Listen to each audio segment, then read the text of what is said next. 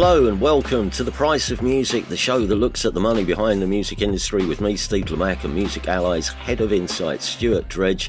More listener questions in this episode where we'll be touching on chart sales and which labels are specialists when it comes to releasing hit singles. But first, question from Bob Bright. Are the costs higher for putting on a one-off gig at an outdoor venue? I asked this as I fancied going to see Suede at Audley End, but for 2 tickets, including parking, it was the best part of £170. And the answer to this, Bob, is yes, they are. And no, they're not, as far as I can make out. So Heritage Live, which is, it's sort of the live music offshoot of English Heritage. This is the reason for doing these gigs. They're obviously utilising some of their grounds for live gigs. Last year they had The Who and Robbie Williams, I think. Simple Minds have played previously as well. And they make a really big thing out of the fact that these gigs are set in these beautiful grounds, or as they put it, in jaw-dropping locations, which I guess I'm mentioning because it suggests what ad people would call a premium experience. I think that's what these gigs are.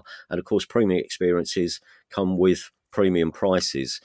So your ticket price, Bob, the reason it's probably partly why it's going to knock your wallet for 170 quid, it's because it includes a beautiful view.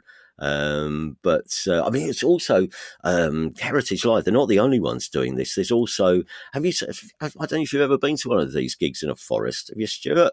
But there's Forest, Forest I love Live. the idea. Yeah, they're staging gigs at various forests. Tom Jones was at Thetford Forest on Friday. Nile Rodgers and Chic at West Burton Arboretum next month, supported by Sophie Ellis-Bextor.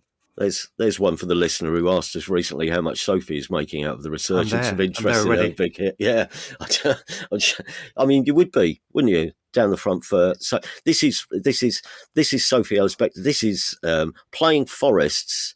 This is her latest Murder on the Dance Floor hustle. Playing Forests. That's where the dollar is.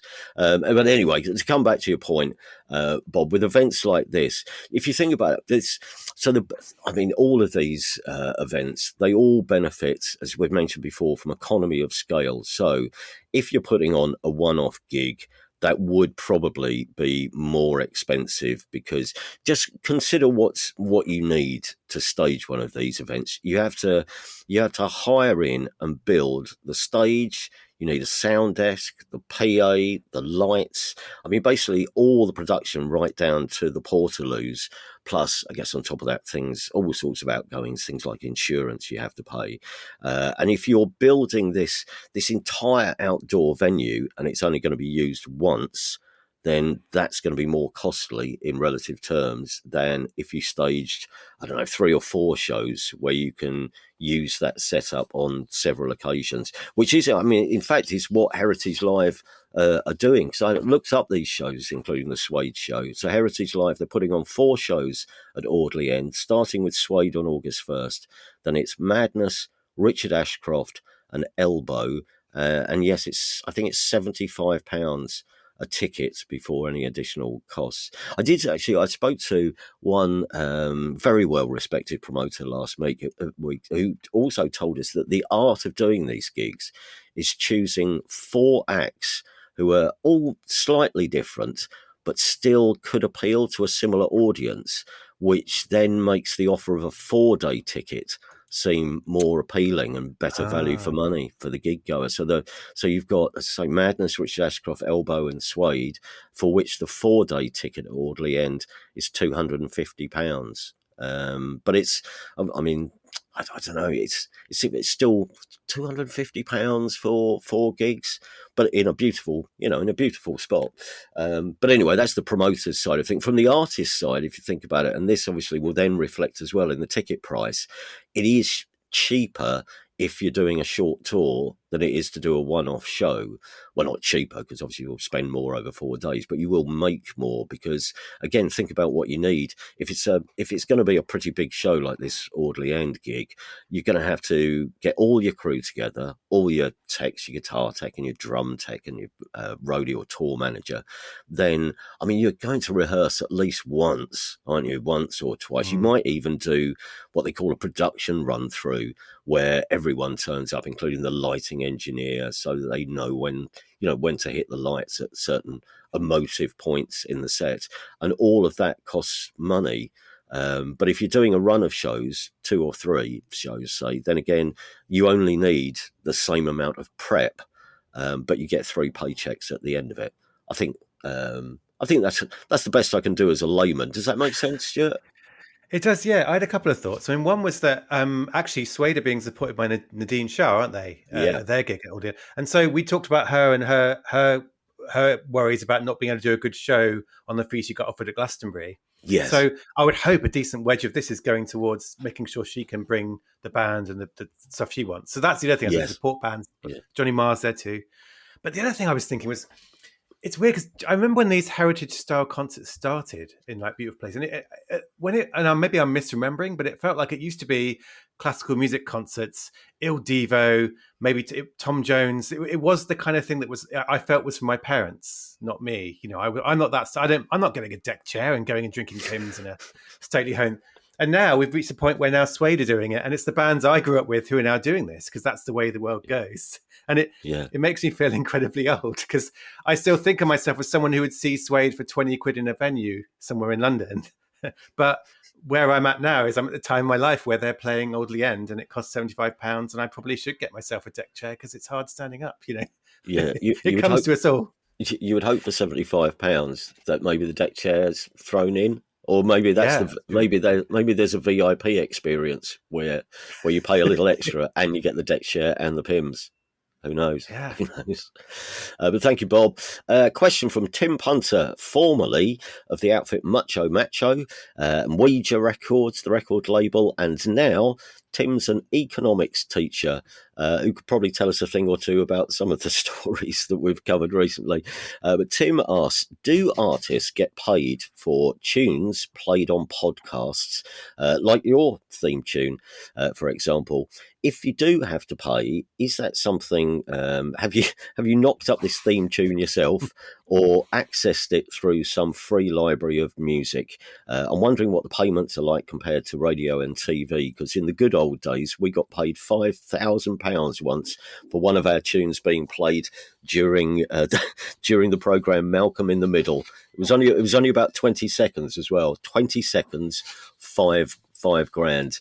I don't know if you want to answer this one or whether I'll read the words of our producer Guy. It's up to you. Well, should we start with producer Guy, as he definitely knows more than me, and then I can throw in some things after that. But I think Guy is the expert. So producer Guy says, our podcast, so the theme music which we use is a piece of royalty-free music which came from a royalty-free music website. So we paid it's a one-off upfront fee which allows us to use the music without paying individual royalties every week. And there's lots of websites out there that offer royalty-free music.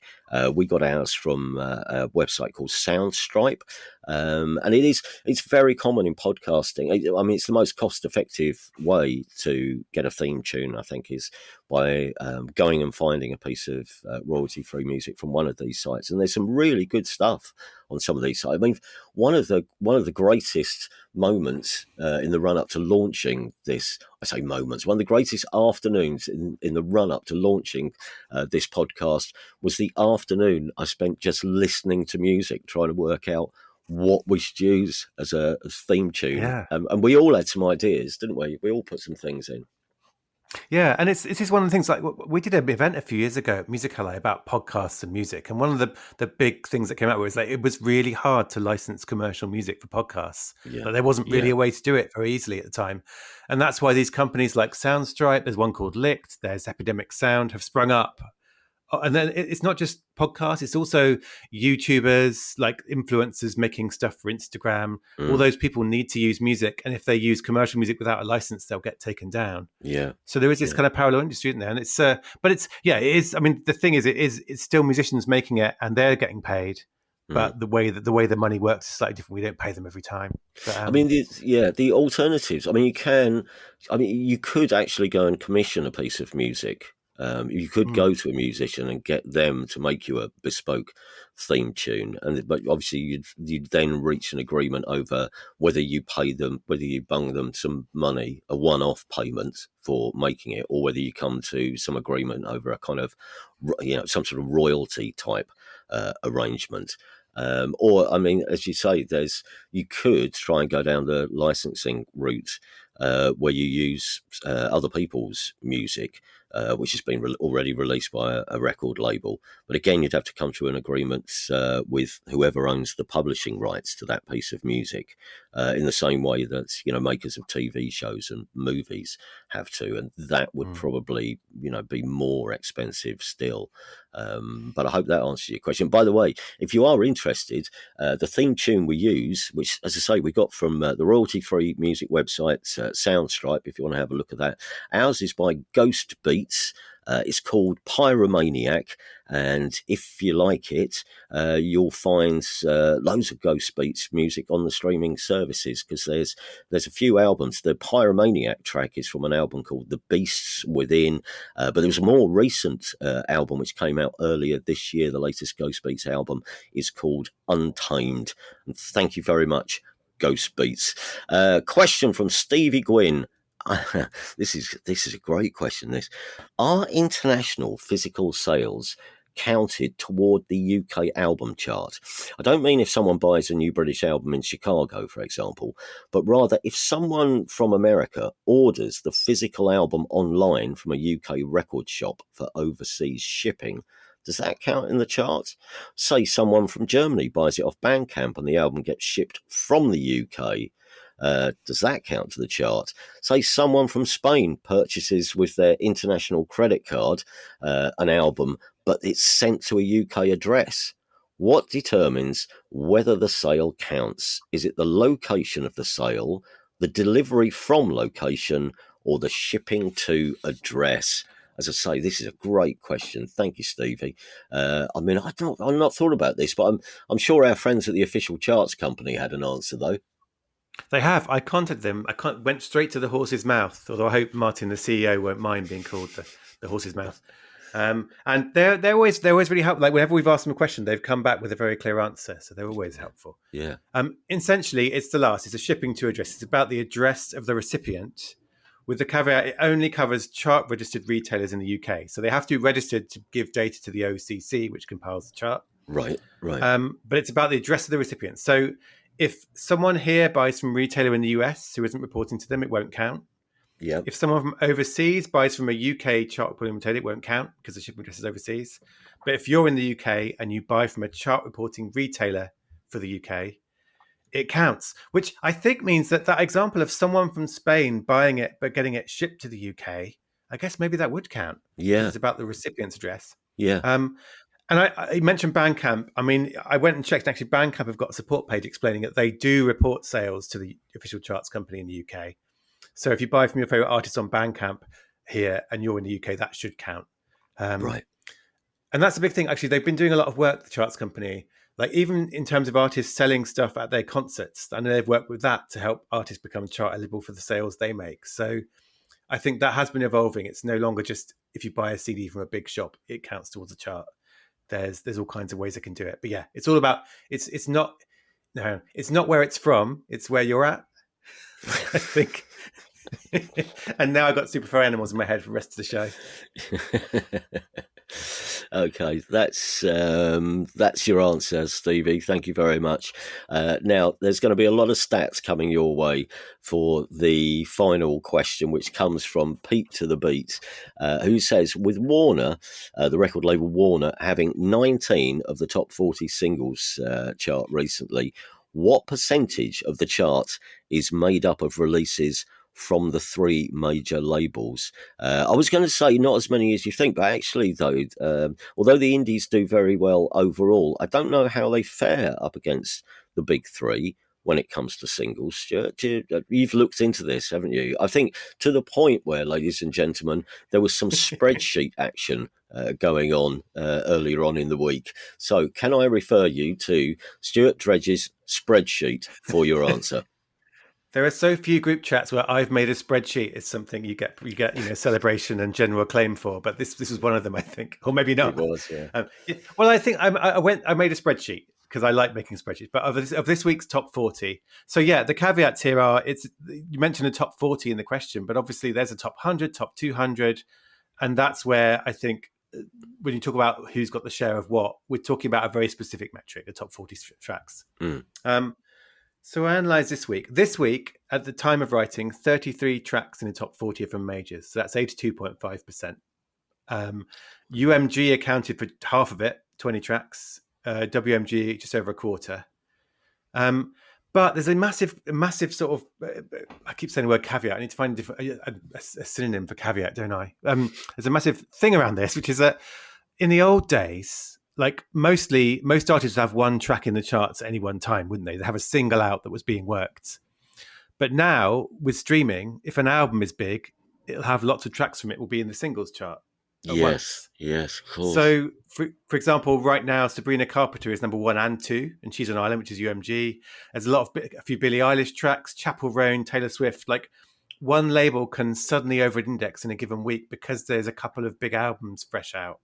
So that's the thing; it can change around, very quickly. So Warner may have had 19 in the top 40 recently. When we're doing it now, it's UMG because there's a couple of big albums. So I did look up some other stats though. There's a company called Music and Copyright who are really good. They're more nerdy than me with spreadsheets, I would say. And they published market shares. So for the big low, and they said that last year, in terms of revenues globally, so not the top of the chart, it's like all revenues made from recorded music. UMG made about a third last year. Sony made about 23.5%. Warner had 16.8%, and Indies had 27.3%. Right. So that's the kind of. So in that case, majors were about 73% of revenues last year, and that's physical and digital sales. But then for streaming, Spotify announced earlier this year that half of its payouts last year went to independents. So in terms of the money Spotify's paying out, that's half to independent labels. So there's all these different ways of judging it. I think the top 40 is kind of one metric, but that's quite narrow. What are the hits, the biggest hits right now? But when you zoom out to everything, indies are around half of Spotify's payouts now. So you can sort of see it swinging around the pendulum. That's interesting, isn't it? So with the big artists maybe, and properly selling downloads, and I suppose key releases which are now coming out physically as well. So the majors would appear that the majors are very good at that, but the indies are more versatile and release records more across the board, I suppose, and records which they're not necessarily the big hits, the commercial hits, but they are records which people fall in love with and listen to maybe longer than some of the more commercial hits. Does that make sense? Yeah. So yeah, and there's a lot of stuff making money outside the top 40, and like you say, it's about evergreen. So yeah, any 1 week snapshot, like obviously this week Universal will be celebrating and saying, "Look, we're brilliant." Last week it would have been Warner, but over the course of the year, it evens out more, and it is very much dependent on what the big releases are. But it's interesting though, because I think there was a time I think people worried that the majors would rule streaming because they would just tell the streaming services play all our songs. Yeah, absolutely. I mean that was a genuine fear, wasn't it? Because well as that, they still have the marketing budget to promote their new releases quite heavily. Yeah. And as it's turned out, and Spotify has been, we always talk about, I know someone last week said, don't always talk about Spotify, but they're the ones who talk most often about it. But the streaming services, they're very keen to say, actually, independent music is doing well. It's very important. People like it. So that, in a way, hasn't come to pass. The other thing is, there's always these kind of wrinkles. Like, I was trying to work out, is Taylor Swift Universal music artist because she owns her rights and she licenses them to Universal as part of her deal there. So, you could almost, I don't think you would, but you could say she's an independent artist in that she owns her rights. They don't belong to Universal, but they are the label putting the music out and marketing it. So I think one of the things which Peter's hit on as well, which we should mention, because it won't be just you doing a spreadsheet around this, will it? It's very important to the music business, these kinds of stats, isn't it? I mean, they love a pie chart. Do the major labels, don't they? They love being the biggest slice of the pie chart, and it's still, it rankles with them, when they're not performing or somebody is outperforming them. I mean, there are bits of paper these days, files being shuffled around from department to department, saying, look at this, look at the stats for this quarter. I remember a time when one particular label tried to strong arm one of their leading artists into bringing their album release forward, because there was a quarter of the year where this label didn't really have a big hit, and they didn't want their slice of the pie to look minuscule in comparison to the other majors. well, that's it. I think I just realised this is going to go out, this show, I think, the day after the general election, isn't it, on Friday? Yes, But yeah. I had leaflets. So where I live, I had leaflets recently from Labour and the Lib Dems, both of which had a prominent graph showing very clearly that they were the only party that could beat the Conservatives. Like Right. two different graphs showing opposite things. And I think that's probably the same for music, really, is that, you can, if you're Universal this week, you show the pie chart of this week's chart. If you're Warner, you might show the kind of the last quarter. Like, you can always probably find a graph that makes you look amazing. Yeah, Um, yeah. but it's all like, yeah, but it's true. We should come back to the chart some week, because I think it is interesting that they. Another thing that was said was, will the official charts matter when it's all streaming? But in the industry, it certainly does. People care about who's number one, who's got this percentage of top 10. It's still a metric that matters, to the industry, and I guess to listeners too, or maybe not as prominent as it used to be. No. Pete, that was a great question. Thank you very much for the final question for this episode. But do keep them coming, though. As I always say, anything that's always bothered you about the music business, or maybe just some information you'd like us to try and find out for you, or even advice if we can give it. If you're a manager or a musician looking to make your way through the financial minefield of the music biz, tap us up. We may be able to give you some insights, and if we can't, we'll go and try and find someone who can. You can email your questions to thepriceofmusicpodcast@gmail.com. Thanks again for listening. If you have enjoyed the show, please do subscribe in your podcast app and give us a review and a rating, or tell your friends about us. We will forever be in your debt. And if you'd like to practically support the show with a tiny bit of cash, we now have a Patreon page where you can become a Price of Music fan, or indeed super fan, for as little as £2 a month. Just go to patreon.com/thepriceofmusic if you'd like to find out more. Till next week, take care of yourselves, everyone. Cheerio.